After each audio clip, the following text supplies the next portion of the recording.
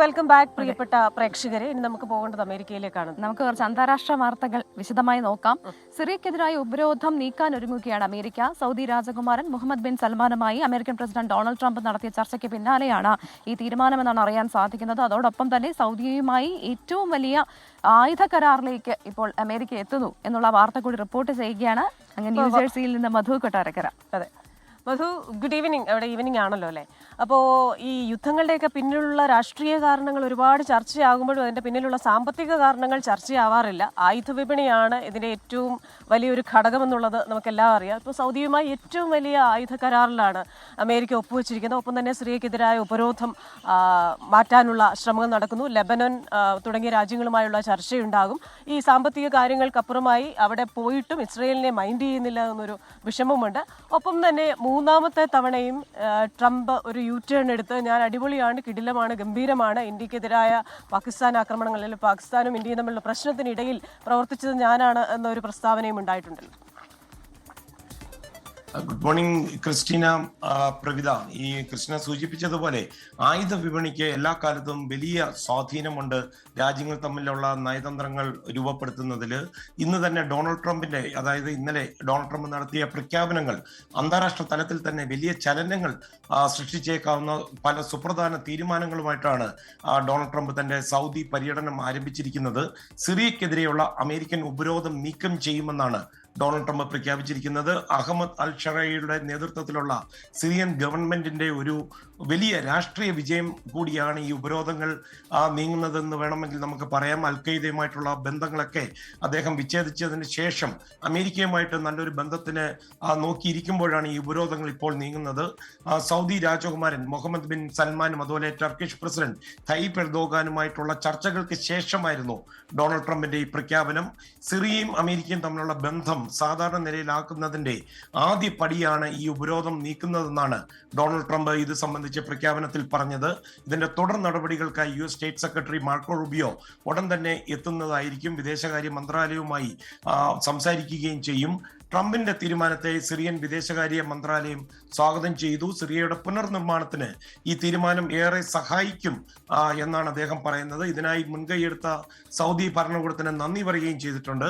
അതുപോലെ നേരത്തെ സൂചിപ്പിച്ചതുപോലെ ഈ അമേരിക്കയുടെ ചരിത്രത്തിലെ ഏറ്റവും വലിയ ആയുധ കച്ചവടത്തിനാണ് സൗദിയുമായി ധാരണയായിരിക്കുന്നത്. $142 ബില്യൺ വിലമതിക്കുന്ന അത്യാധുനിക ആയുധങ്ങൾ ഈ കരാർ ഒപ്പിടുന്നതോടെ സൗദിക്ക് ലഭിച്ചു തുടങ്ങും. അതേസമയം ഡൊണാൾഡ് ട്രംപ് പകരം $600 ബില്യൺ നിക്ഷേപം അമേരിക്കയിൽ സൗദി നടത്തും എന്നുള്ള ഒരു ഉറപ്പ് വരുത്തുകയും ചെയ്തിട്ടും ഉണ്ട്. അതുപോലെ കാനഡയിൽ നിന്നുള്ള വാർത്ത, മാർക്കാനയുടെ പുതിയ ക്യാബിനറ്റിൽ ഇന്ത്യൻ വംശജരായ അനിത ആനന്ദും മനീന്ദർ സിദ്ധുവും സുപ്രധാന പദവികളിലേക്ക് വരികയാണ്. വിദേശകാര്യ വകുപ്പാണ് അനിതയ്ക്ക് ലഭിക്കുന്നത്. അതുപോലെ മനീന്ദറിന് ഇന്റർനാഷണൽ ട്രേഡുമായിരിക്കും ലഭിക്കുന്നത്. പ്രവിത, ക്രിസ്റ്റീന.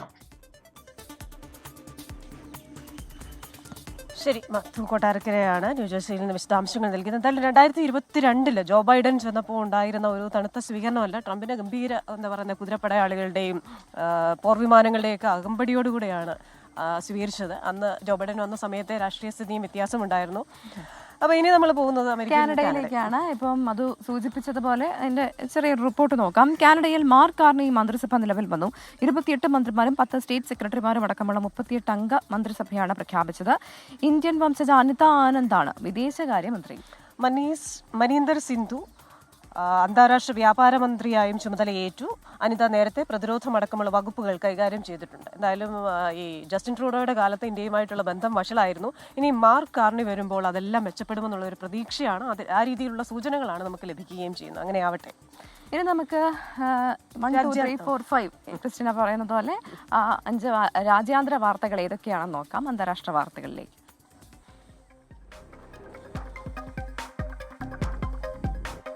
കാൻ ചലച്ചിത്രമേളയ്ക്ക് മുന്നോടിയായി ഗസയിലെ വംശഹത്യയെ അപലപിച്ച് ചരിത്ര പ്രവർത്തകർ. ഗസയിലെ ഫോട്ടോ ജേർണലിസ്റ്റ് ഫാത്തിമ ഹസൂനയെ കൊലപ്പെടുത്തിയതിനെയും അവർ അപലപിച്ചു.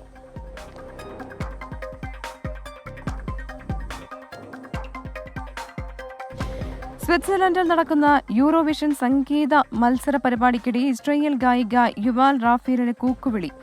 ഗസയിൽ യുദ്ധകുറ്റകൃത്യങ്ങൾ ചെയ്യുന്നതിനാൽ ഇസ്രായേലിന് യൂറോവിഷൻ പോലുള്ള ചടങ്ങിൽ വേദി നൽകരുത് എന്ന് പ്രതിഷേധക്കാർ ആവശ്യപ്പെട്ടു. വെസ്റ്റ് ബാങ്കിൽ അൽ ജസീറയ്ക്ക് ഏർപ്പെടുത്തിയ വിലക്ക് പിൻവലിച്ച് പലസ്തീൻ അതോറിറ്റി. 2024 മെയ് മുതൽ ഇസ്രയേൽ സർക്കാർ അൽ ജസീറയുടെ പ്രവർത്തനങ്ങൾ വിലക്കിയിരുന്നു.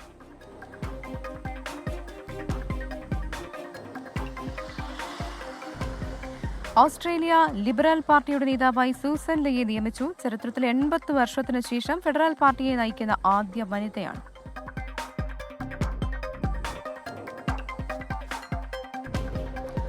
പാകിസ്ഥാന് പിന്നാലെ ബംഗ്ലാദേശിന് $1.3 ബില്യൺ വായ്പ നൽകാൻ IMF 2 ഗഡുക്കളായി വായ്പ വിതരണം ചെയ്യും.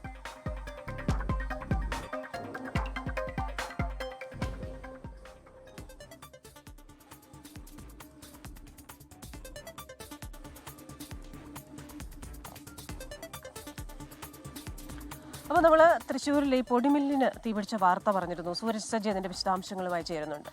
Sooraj, good morning. എങ്ങനെയാണ് തീപിടുത്തം ഉണ്ടായത് എന്ന് വ്യക്തമാകുന്നുണ്ടോ? തീ പൂർണ്ണമായും അണയ്ക്കാൻ സാധിച്ചിട്ടുണ്ടോ? പ്രവിത, ക്രിസ്റ്റിന, അർദ്ധരാത്രിയോടുകൂടിയാണ് ഈ ദേശീയപാതയോരത്തെ ഈ പൊടിമില്ലിന് തീപിടിക്കുന്നത്. രാത്രി 12 മണിയോടുകൂടി തീപിടിക്കുകയായിരുന്നു. തീ ഉയരുന്ന കണ്ട നാട്ടുകാരാണ് ഈ വിവരം ഫയർഫോഴ്സിനെ അറിയിക്കുന്നത്. പിന്നീട് പുതുക്കാടുള്ള ഈ ഫയർഫോഴ്സ് എത്തി, ചാലക്കുടിയിൽ നിന്ന് ഫയർഫോഴ്സ് എത്തി 1 മണിക്കൂറിലധികം നീണ്ട ശ്രമത്തിനൊടുവിലാണ് തീ നിയന്ത്രണ വിധേയമാക്കിയത്. ഷോർട്ട് സർക്യൂട്ടാണ് നിലവിൽ ഈ തീപിടുത്തത്തിന് കാരണം എന്നുള്ളതാണ് മനസ്സിലാക്കാൻ കഴിയുന്നത്. ഈ ഇലക്ട്രിസിറ്റി കണക്ഷൻ മൊത്തം ഓഫാക്കിയ ശേഷമായിരുന്നു പിന്നീട് ഈ തീ അണയ്ക്കാനുള്ള ശ്രമം അടക്കം നടത്തിയിരുന്നത്. എന്തായാലും ഈ സംഭവത്തിൽ എന്താണ് സംഭവിച്ചതെന്നടക്കമുള്ളതിൽ ഇന്ന് വിശദമായ അന്വേഷണം നടക്കുകയും ചെയ്യും. ദേശീയപാതയോരത്തെ ഈ ഫ്ലവർ മിൽ ആയതുകൊണ്ട് തന്നെ വലിയ രീതിയിലുള്ള ആശങ്ക ഉണ്ടായിരുന്നു. പക്ഷേ 1 മണിക്കൂറിലധികം നീണ്ട ശ്രമത്തിനൊടുവിൽ തീ പൂർണ്ണമായും അണയ്ക്കാനായിട്ടുണ്ട്. പ്രവിത.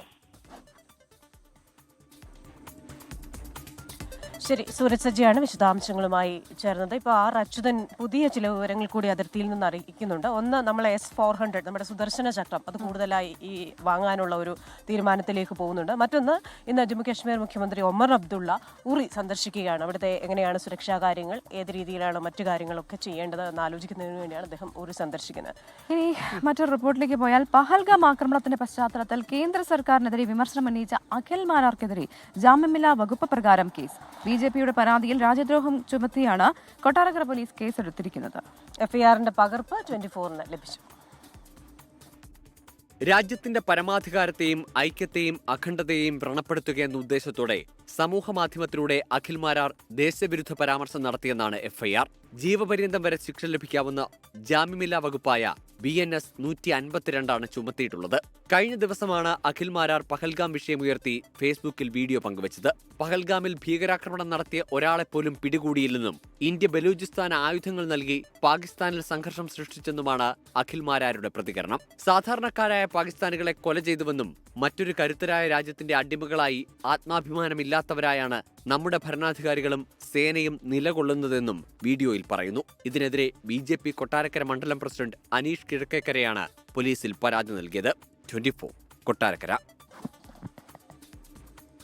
ഇനി പത്തനംതിട്ടയിൽ നിന്നുള്ള വാർത്തയാണ്. തിരുവല്ല പുളിക്കീഴ് ബെവറേജ് ഗോഡൌണിലെ തീപിടുത്തത്തിൽ കോടികളുടെ നാശനഷ്ടം എന്നാണ് വിലയിരുത്തലുണ്ടായിരിക്കുന്നത്.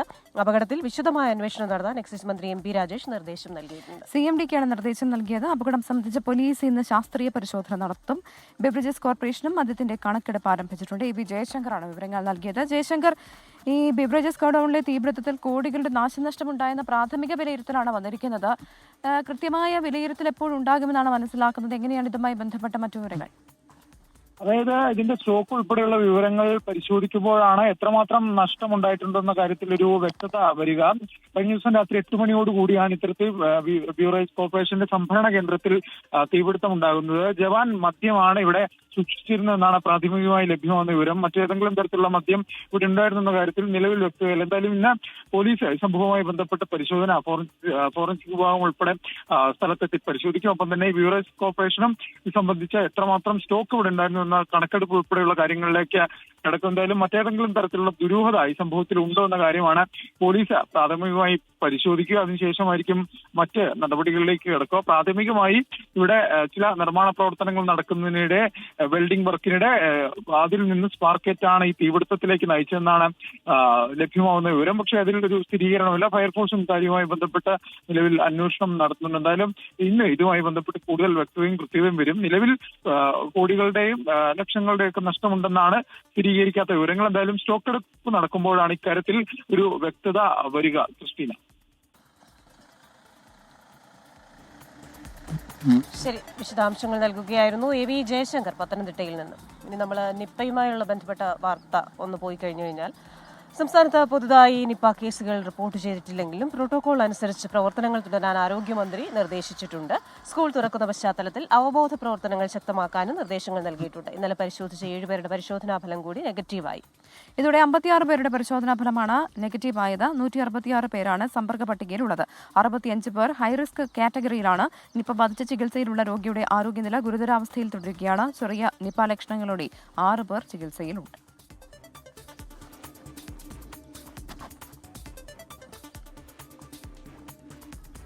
ഇടവമാസ പൂജയ്ക്കായി ശബരിമല നട വൈകിട്ട് 4-ന് തുറക്കും. തന്ത്രി കണ്ഠരര് രാജീവര്, കണ്ഠരര് ബ്രഹ്മദത്തൻ എന്നിവരുടെ സാന്നിധ്യത്തിൽ മേൽശാന്തി എസ് അരുൺകുമാർ നമ്പൂതിരി നട തുറന്ന് ദീപം തെളിയിക്കും. ഇടവമാസ പൂജകൾ പൂർത്തിയാക്കി 19-ന് രാത്രി 10 മണിക്ക് ഹരിവരാസനം പാടി നടയടയ്ക്കും.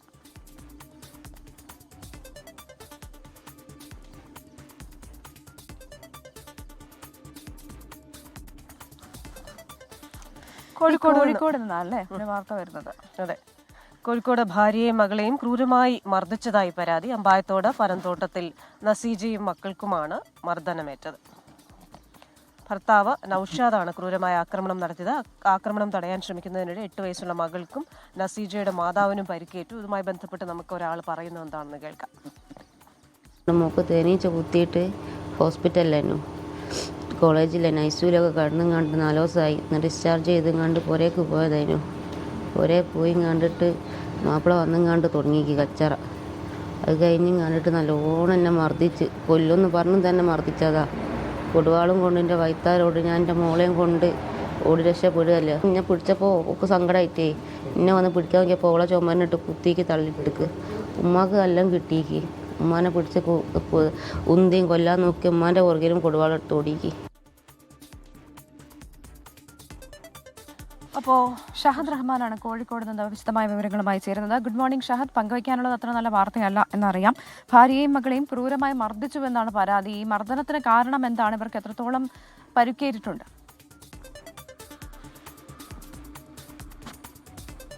Pravitha, Christina, good morning. പക്ഷേ അത്ര ശുഭകരമായിട്ടുള്ള ഒരു വാർത്തയല്ല കോഴിക്കോട് നിന്ന് ഈ രാവിലെ വരുന്നത് എന്നുള്ളതാണ്. അതായത് ഇത് ആദ്യമായിട്ടല്ല പ്രവിത ഇത്തരത്തിൽ ഈ ഭാര്യയെയും അതുപോലെ തന്നെ കുട്ടികളെയും ഈ നൌഷാദ് മർദ്ദിക്കുന്നത്. തുടർച്ചയായിട്ട് ഇത്തരത്തിൽ മർദ്ദിക്കാറുണ്ട് എന്നുള്ളതാണ് ഈ ഭാര്യ തന്നെ നമ്മളോട് പറയുന്നത്. കാരണം ഇയാൾ ലഹരിക്കടിമയാണ്. അത് മദ്യമുണ്ട്, അതുപോലെ തന്നെ മറ്റ് ലഹരി പദാർത്ഥങ്ങളൊക്കെ ഉപയോഗിക്കുന്ന ആളാണ്. അപ്പോൾ ഈ ലഹരി ഉപയോഗിച്ച് വന്നതിന് ശേഷം വീട്ടിലെത്തി ഇത്തരത്തിൽ ഭാര്യയെയും അതുപോലെ തന്നെ മകളെയും ഒക്കെ തന്നെ വലിയ രീതിയിൽ മർദ്ദിക്കാറുണ്ട് എന്നുള്ളതാണ് ഈ ഭാര്യ തന്നെ പറയുന്നത്. ആദ്യഘട്ടങ്ങളിലൊക്കെ ഇത് ഇന്ന് മാറും നാളെ മാറും എന്ന് പ്രതീക്ഷിച്ചു നിന്നു. പക്ഷേ ഏറ്റവും ഒടുവിൽ ഇന്നലെ സഹികെട്ടാണ് ഇവർ വീട് വിട്ട് ഓടിയിട്ടുണ്ടായിരുന്നത്. ഓടി ഒരു വണ്ടിയുടെ മുമ്പിൽ പോയി ചാടാം എന്നുള്ളതായിരുന്നു ഇവരുടെ പ്ലാൻ. പക്ഷേ നാട്ടുകാരൊക്കെ തന്നെ കണ്ട് തുടർന്ന് ഇവരെ ആശുപത്രിയിൽ പ്രവേശിപ്പിക്കുകയായിരുന്നു. ഇന്നലെ വെട്ടുകത്തിയുമായിട്ടാണ് ഇത്തരത്തിൽ ഈ യുവതിയുടെയും അതുപോലെ തന്നെ മകൾക്ക് പുറകെയും ഈ നൌഷാദ് പോയിട്ടുള്ളത് എന്നുള്ളതാണ് ഈ യുവതി തന്നെ പറയുന്നത്. ഈ മകൾ, അതായത് മകളും അതായത് ഈ യുവതിയുടെ മാതാവും ഈ സംഭവം തടുക്കാൻ ശ്രമിച്ച സമയത്ത് അവർക്കും ഇത്തരത്തിൽ മർദ്ദനമേറ്റു എന്നൊരു കാര്യമാണ് പറയുന്നത്. ഈ യുവതിയുടെ മകൾക്ക് കഴിഞ്ഞ ദിവസം തേനീച്ചയുടെ കുത്തേറ്റതിന് ശേഷം ആശുപത്രിയിൽ ചികിത്സയിലായിരുന്നു. അതിനുശേഷം ഡിസ്ചാർജായി ഇന്നലെ തിരികെ വീട്ടിലെത്തിയിട്ടേ ഉള്ളൂ. ആ ഘട്ടത്തിലാണ് ഇത്തരത്തിൽ വീണ്ടും യാതൊരുവിധ പ്രകോപനവുമില്ലാതെ അല്ലെങ്കിൽ യാതൊരുവിധ കാരണവുമില്ലാതെ മദ്യപിച്ചെത്തി ഇത്തരത്തിൽ വഴക്കുണ്ടാക്കുന്ന ഒരു സാഹചര്യം ഉണ്ടായിരുന്നത്. ഇന്നലെ വീട് ചുറ്റും ഓടിച്ചു എന്നുള്ളതാണ് പ്രധാനമായിട്ടും ഈ യുവതി പറയുന്നത്. വെട്ടുകത്തിയുമായിട്ട് തന്നെ കൊല്ലും എന്ന് പറഞ്ഞുകൊണ്ട് ഓടിച്ചു എന്നുള്ളതാണ്. എന്തായാലും യുവതിയും ഈ യുവതിയുടെ മാതാവും അതുപോലെ തന്നെ ഈ കുട്ടിയും താമരശ്ശേരി ആശുപത്രിയിൽ ചികിത്സ തേടിയിട്ടുണ്ട്. സംഭവത്തിൽ പോലീസിൽ പരാതി നൽകുകയും ചെയ്യും. അപ്പോൾ മദ്യപാനം ആരോഗ്യത്തിന് ഹാനികരമാണ്. സ്വന്തം ആരോഗ്യത്തിന് ഹാനികരമാണെന്ന് മാത്രമല്ല, മറ്റുള്ളവരുടെ ആരോഗ്യത്തിനും ഹാനികരമാണെന്ന് തെളിയിക്കുന്ന ഒരു കാര്യം കൂടെ അരുത് ലഹരി, അരുത് അക്രമം. നമ്മൾ ആ ഒരു കാര്യവും വീണ്ടും ഓർമ്മിപ്പിക്കുകയാണ്. ഇനി നമ്മൾ കേരളത്തിൽ സാക്ഷരത കൂടുതലുണ്ട്. പക്ഷേ സാമ്പത്തിക സാക്ഷരത എത്രത്തോളം ഉണ്ടെന്ന് ചോദിച്ചു കഴിഞ്ഞാൽ പല തട്ടുകളിലേക്കും അത് എത്തിയിട്ടില്ല.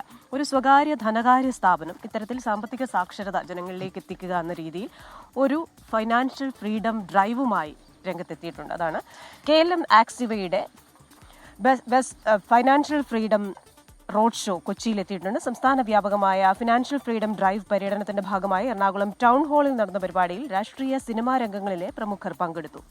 KLM executive director Shibu Thekkumpuram, cinema താരം Tini Tom, Hibi Eden MP, TJ Vinod MLA എന്നിവർ പങ്കെടുത്തു. KLM രജത ജൂബിലി ആഘോഷങ്ങളുടെ ഭാഗമായാണ് പരിപാടി സംഘടിപ്പിച്ചത്. സാമ്പത്തിക തട്ടിപ്പുകൾക്കെതിരെ ബോധവൽക്കരണവും സാമ്പത്തിക സ്വാതന്ത്ര്യത്തിലേക്ക് ജനങ്ങളെ നയിക്കുകയുമാണ് യാത്രയുടെ ലക്ഷ്യം.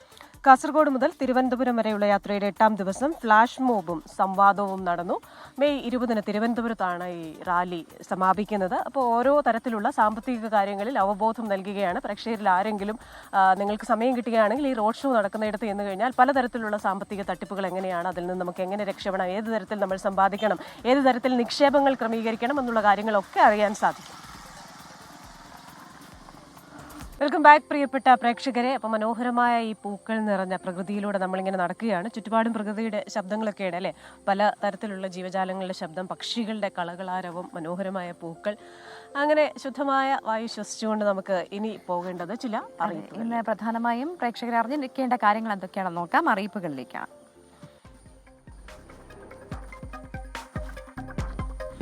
കാട്ടാക്കട ആമച്ചൽ കുടുംബാരോഗ്യ കേന്ദ്രത്തിൽ ഫാർമസിസ്റ്റ് തസ്തികയിൽ നിയമനം. അഭിമുഖം ഇന്ന് രാവിലെ 10 കാട്ടാക്കട പഞ്ചായത്ത് ഓഫീസിൽ. B.Pharm, D.Pharm യോഗ്യതയുള്ളവർക്ക് പങ്കെടുക്കാം.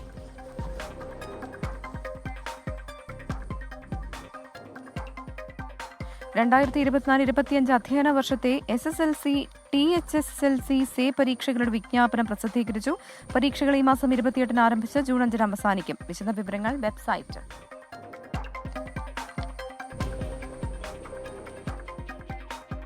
കൊല്ലം പത്തനാപുരം മേനാത്ത് റോഡിൽ നവീകരണ പ്രവൃത്തികൾ നടക്കുന്നതിനാൽ ഈ മാസം 17 വരെ ഗതാഗത നിയന്ത്രണമുണ്ട്. വാഹനങ്ങൾ അലിമുക്കിൽ നിന്ന് പുനലൂർ വഴി പോകണം.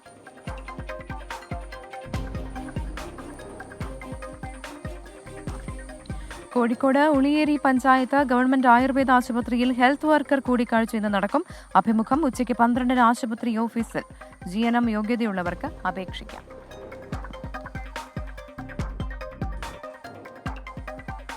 ഇനി വിദ്യാർത്ഥികളുടെ ശ്രദ്ധയ്ക്കാണ്. കോട്ടയം വെള്ളൂർ സിറ്റിസൺ ഫോറവും പബ്ലിക് ലൈബ്രറിയും ചേർന്ന് വിദ്യാർത്ഥികൾക്കായി പ്രതിഭയുണർത്തൽ പരിശീലന ക്ലാസ് സംഘടിപ്പിക്കുന്നു. ക്ലാസ് സംഘടിപ്പിക്കുക 20 വിദ്യാർത്ഥികൾക്കായാണ്. ക്ലാസ് ഈ മാസം 18 ആരംഭിക്കും.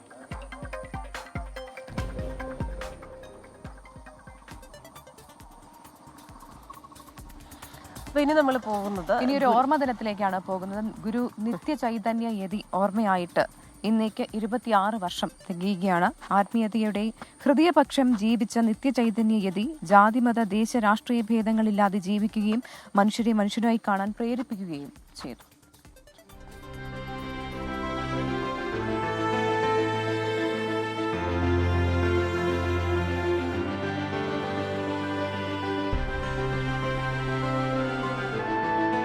മലയാളി ജീവിതത്തിൽ മാനവികതയുടെ വെളിച്ചം വിതറിയ അപൂർവ ഗുരുക്കന്മാരിൽ ഒരാളായിരുന്നു നിത്യചൈതന്യയതി. പൂവിലും പൂമ്പാറ്റയിലും കല്ലിലും മണ്ണിലും മഴയിലുമെല്ലാം സൗന്ദര്യം തേടിയ ഗുരുവിന്റെ മതം സ്നേഹമായിരുന്നു. എല്ലാവരിലേക്കും സ്നേഹമായി ഗുരു നിറഞ്ഞു. സാധാരണത്വമാണ് ഗുരുത്വമെന്ന് സ്വജീവിതത്തിലൂടെ തെളിയിച്ചു. അറിവിലുമേറി അറിഞ്ഞിടുന്നവൻ തൻ ഉരുവിലുമൊത്തു പുറത്തുമുജ്വലിക്കും. കരുവിന് കണ്ണുകളഞ്ചുമുള്ളടക്കെ തെരുതരെ വീണ് വണങ്ങിയോതിടണം. കാരുണ്യത്തിന്റെ വഴിയെ സഞ്ചരിക്കാനാണ് യതി ആഹ്വാനം ചെയ്തത്. ആത്മീയത, സത്യവും സൗന്ദര്യവും നിറഞ്ഞ വൈകാരിക ശുദ്ധിയായിരുന്നു ഗുരുവിന്. ഇത് തന്നെയാണ് മുക്തി, ഒരു കെട്ടുപാടുമില്ലാത്ത സ്ഥിതി. ഉറക്കം പെട്ടെന്ന് വന്നു. ഉണർന്നപ്പോൾ നല്ല വെളിച്ചം. സൂര്യനെത്തിയിട്ട് നേരം കുറേ ആയി കാണും. സന്യാസിമാരായാൽ രാവിലെ എഴുന്നേറ്റ് കുറേ സമയം ധ്യാനത്തിലിരിക്കണം. ധ്യാനിക്കുക എന്ന് പറഞ്ഞാൽ അത് ആലോചിക്കേണ്ട വിഷയമാണ്. ഇങ്ങനെ കാട് കയറേണ്ട, ഊണ് കഴിക്കാം. പത്തനംതിട്ടയിലെ മുറിഞ്ഞകല്ലിൽ രാഘവപ്പണിക്കരുടെയും വാമാക്ഷിയമ്മയുടെയും 4 മക്കളിൽ മൂത്തയാളായി ജനിച്ച ജയചന്ദ്രനാണ് പിൽക്കാലത്ത് ഗുരു നിത്യചൈതന്യയതിയായത്. ഫിലോസഫിയിൽ MA ബിരുദം നേടിയ ശേഷം കൊല്ലം SM കോളേജിലും ചെന്നൈ വിവേകാനന്ദ കോളേജിലും അധ്യാപകനായി.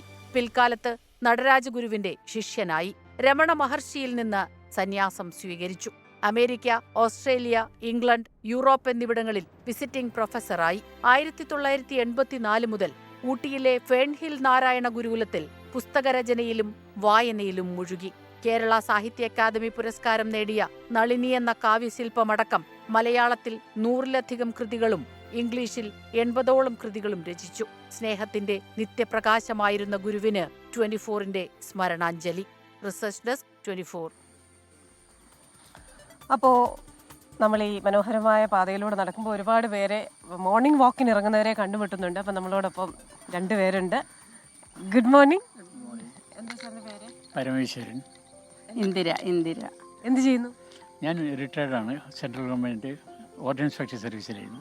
എല്ലാ ദിവസവും രാവിലെ നടക്കാൻ ഇറങ്ങും അല്ലേ? ആരോഗ്യമൊക്കെ നന്നായി പോകുന്നു? കുഴപ്പമില്ല. എന്നും ഈ വഴി തന്നെയാണ്? ഈ വഴി തന്നെ. ഇത് ഇപ്പൊ എത്ര നാളായി ഇവിടെ ഇങ്ങനെ? 1 വർഷമായുള്ളൂ. ഇപ്പൊ ഭയങ്കര സൗകര്യമാണ്. അതെ, ഇപ്പൊ നടക്കാൻ നല്ലൊരു സൗകര്യമായി. അപ്പൊ ഈ പ്രകൃതി സൗഹൃദമായ ഈ വഴിയിലൂടെ എല്ലാ ദിവസവും നടക്കട്ടെ. ആരോഗ്യം കുഴപ്പമില്ലെന്നല്ല, നല്ല നന്നായി പോകട്ടെ. 2 പേർക്കും ഒരു ചെറിയ ഗിഫ്റ്റാണ്. അപ്പോൾ രാവിലെ കാപ്പി കുടിക്കാം, നമ്മളെ ഓർക്കുക, വാർത്തകൾ കാണുക. അപ്പൊ ശരി സർ, മാം, താങ്ക് യു. നമുക്കൊരു വാർത്തയിലേക്ക് പോയാൽ, വീട്ടിൽ നിന്ന് പണം കണ്ടെത്തിയ സംഭവത്തിൽ ഡൽഹി ഹൈക്കോടതി ജഡ്ജി ജസ്റ്റിസ് യശ്വന്ത് വർമ്മയെ ഇംപീച്ച് ചെയ്യാനുള്ള നടപടികൾ തുടങ്ങി. ആഭ്യന്തരമന്ത്രി അമിത്ഷാ, നിയമമന്ത്രി അർജുൻ റാം മേഘ്വാൾ എന്നിവർ ഇന്നലെ രാഷ്ട്രപതി ദ്രൗപദി മുർമുവിനെ കണ്ട് ഇംപീച്ച്മെന്റ് നടപടിക്രമങ്ങൾക്ക് തുടക്കം കുറിച്ചിരുന്നു. സുപ്രീം കോടതി നിയോഗിച്ച ആഭ്യന്തര അന്വേഷണ സമിതി പണം കണ്ടെത്തിയതായി സ്ഥിരീകരിച്ചിട്ടും ജസ്റ്റിസ് യശ്വന്ത് വർമ്മ ഹൈക്കോടതി ജഡ്ജി സ്ഥാനം രാജിവെച്ചിരുന്നില്ല. ആഭ്യന്തര അന്വേഷണ കമ്മിറ്റിയുടെ കണ്ടെത്തലുകൾ ചീഫ് ജസ്റ്റിസ് സഞ്ജീവ് ഖന്ന രാഷ്ട്രപതിക്കും പ്രധാനമന്ത്രിക്കും അയച്ചിരുന്നു.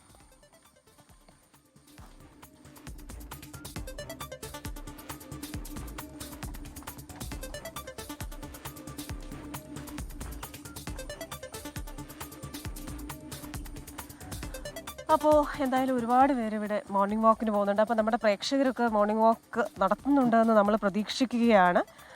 അതെ, ഇന്ന് 2 ബർത്ത്ഡേ കൂടിയുണ്ട് എന്ന് തോന്നുന്നു അല്ലേ? അപ്പൊ നമുക്ക് ആ ബർത്ത്ഡേ വിഷ് ചെയ്യാനുള്ള സമയമായോ? നമ്മുടെ കാർഡ് ഒന്ന് റെഡി ആയിക്കോട്ടെ. നമ്മൾ 2 പേരും പതുക്കെയാണ് നടക്കുന്നതെന്ന് മിനിച്ചേച്ചി സ്പീഡിൽ നടക്കുന്നുണ്ട്. അപ്പോൾ ഇന്ന് റീന സതീശൻ ചോദിക്കുന്നു, ഹാജർ വിളിക്കുന്നില്ലേ? സുനിൽകുമാർ, ദയാനന്ദ്, നൌഫിയ ഹക്കീം, ദിബിൻ ആനന്ദ്, ഷാനിബ്, പ്രിയപ്പെട്ട പ്രേക്ഷകൻ, അതായത് നമ്മുടെ ഷഫീർ മണ്ണാർക്കാട്. അരുത് ലഹരി, അരുത് അക്രമം, അത് തന്നെയാണ് ഷഫീർ നമുക്കും പറയാനുള്ളത്. അപ്പോൾ ബർത്ത്ഡേ വിഷ് ചെയ്യാനുള്ള സമയമായെന്ന് തോന്നുന്നു. ഒരു സെക്കൻഡ്, ഫെഡറിക് ഡിസൂസ, ഒരു ഒറിജിനൽ പേരാണോ എന്ന് എനിക്കറിയില്ല. ആണുങ്ങൾ അയക്കുന്ന ഒരു ചാറ്റും വായിക്കുന്നില്ല എന്ന്. അതെന്താ അങ്ങനെ ഒരു ടോക്ക്? അപ്പൊ ഞാൻ ഈ പറഞ്ഞ പ്രസക്തി എന്താണെന്ന് തന്നെ മനസ്സിലാവുന്നില്ല. കാരണം നമ്മൾ സുനിൽകുമാറും രവികുമാർ PB ഒന്നും ആണുങ്ങളല്ലേ എന്ന് തിരിച്ചു വെക്കണം. അപ്പൊ നമുക്ക് ആ ബർത്ത്ഡേ വിഷ് ചെയ്യാം. പല്ലവിയും അമ്മുവുമാണ് ഇന്ന് ബർത്ത്ഡേ ആഘോഷിക്കുന്നത്. 2 പേർക്കും ഞങ്ങളുടെ പ്രത്യേകം ബർത്ത്ഡേ വിഷസ്. പല്ലവി ഹാപ്പി ബർത്ത്ഡേ. അമ്മു എന്ന് പറയുന്നത് നമ്മുടെ ആഷയിലെ, സിംഗപ്പൂരിലെ ആഷയുടെ മാമിന്റെ ജോലി ചെയ്യുന്ന വീട്ടിലെ മാമിന്റെ ചേച്ചിയുടെ മകളാണ്. അതുപോലെ തന്നെ പിന്നെ അവിടുത്തെ ആ ഒരു മാമിന്റെ ഫാദറിനും അവർക്ക് മലയാളം മനസ്സിലായില്ല.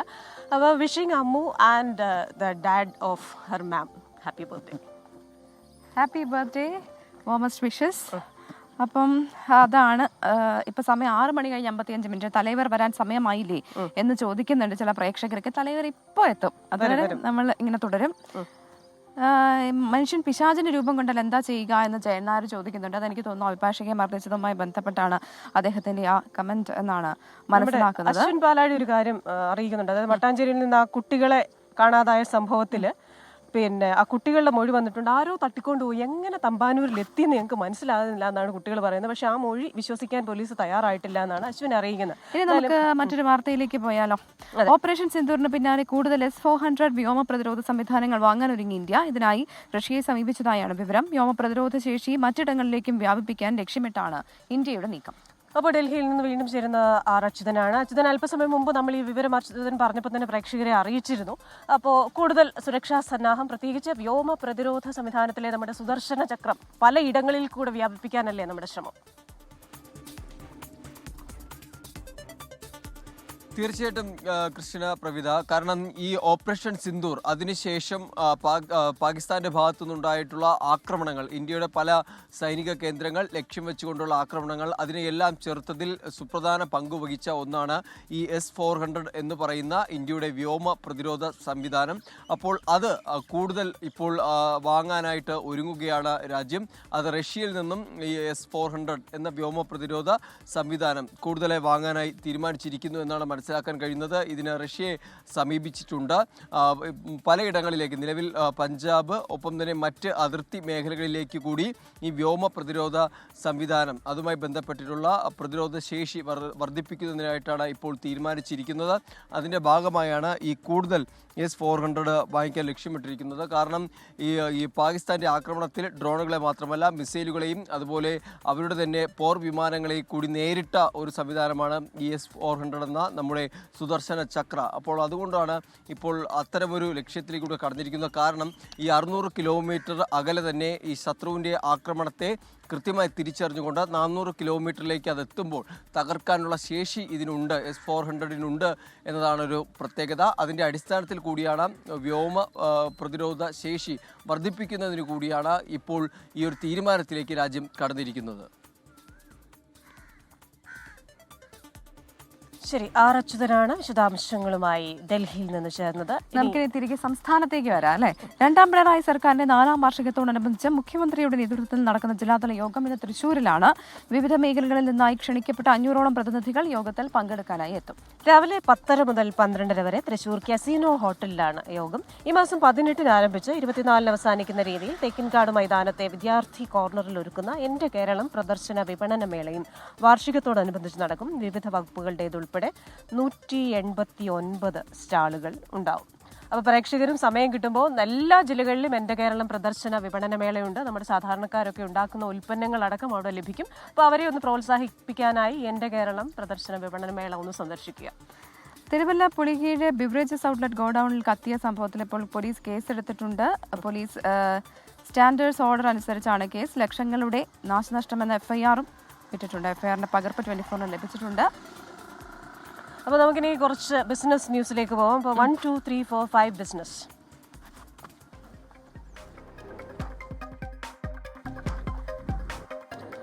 ഐഫോണിന്റെ വില വർദ്ധിക്കാൻ സാധ്യതയെന്ന് റിപ്പോർട്ട്. തീരുമാനം ട്രംപിന്റെ പുതിയ താരിഫ് നയം കമ്പനിക്ക് തിരിച്ചടിയായ സാഹചര്യത്തിൽ ആപ്പിളിന്റെ CEO ടിം കുക്കുമായി ഡൊണാൾഡ് ട്രംപ് സംസാരിച്ചു എന്ന വിവരങ്ങളുമുണ്ട്. അങ്ങനെ വില കൂട്ടാൻ പാടില്ല എന്ന് ട്രംപ് ഒരു നിർദ്ദേശവും നൽകിയിട്ടുണ്ട്.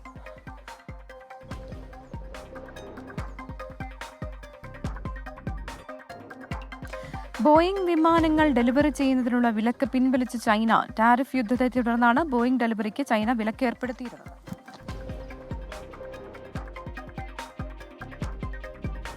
ഇന്ത്യയും ലാറ്റിൻ അമേരിക്കൻ രാജ്യവുമായ ചിലിയും തമ്മിലുള്ള സ്വതന്ത്ര വ്യാപാര കരാറിനുള്ള നിബന്ധനകളിൽ ഇരു രാജ്യങ്ങളും ഒപ്പുവച്ചു. സാമ്പത്തിക വളർച്ച ലക്ഷ്യം വെച്ചുകൊണ്ട് കയറ്റുമതി വർദ്ധിപ്പിക്കുന്നതിനുള്ള ശ്രമത്തിന്റെ ഭാഗമാണ് പുതിയ കരാർ.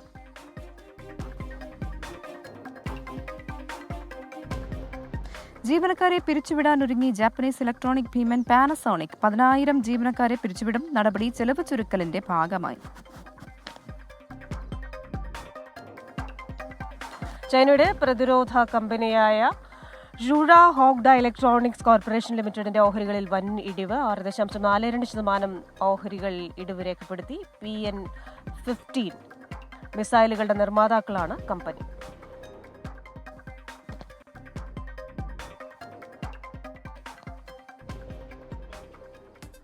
നമുക്ക് ഫാഷൻ പ്രേമികൾക്കായി തിരുവനന്തപുരം ലുലു ഫാഷൻ വീക്കിന്റെ 3ാം എഡിഷന് നാളെ തുടക്കമാകും. ഫാഷൻ ലോകത്തെ ഏറ്റവും പുതിയ ട്രെൻഡുകൾ ജനങ്ങളിലേക്ക് എത്തിക്കുകയാണ് ഫാഷൻ വീക്കിലൂടെ ലുലു ലക്ഷ്യമിടുന്നത്. ഈ മാസം 16 മുതൽ 4 ദിവസങ്ങളിലായി നടക്കുന്ന ലുലു ഫാഷൻ വീക്ക് ഫാഷൻ പ്രേമികൾക്കൊരു ദൃശ്യ വിരുന്നു കൂടിയാകും. ലോകത്തെ ട്രെൻഡുകളും മാറ്റങ്ങളും ചർച്ച ചെയ്യുന്ന ഫാഷൻ ഇൻഫ്ലുവൻസേഴ്സ് ടോക്ക് ഷോയും ഫാഷൻ വീക്കിന്റെ ഭാഗമായി നടക്കും. US പോളോയാണ് ഫാഷൻ വീക്കിന്റെ പ്രധാന സ്പോൺസർ. ഫാഷൻ വീക്കുമായി ബന്ധപ്പെട്ട ലുലു മാളിൽ പ്രമുഖ ബ്രാൻഡുകൾ വിവിധ ഓഫറുകളും ഒരുക്കിയിട്ടുണ്ട്. മറ്റ് പ്രമുഖ ബ്രാൻഡുകളും ഫാഷൻ വീക്കിന്റെ ഭാഗമാകുമെന്ന് Lulu retail deputy general manager Shijeesh Palakkal അറിയിച്ചു.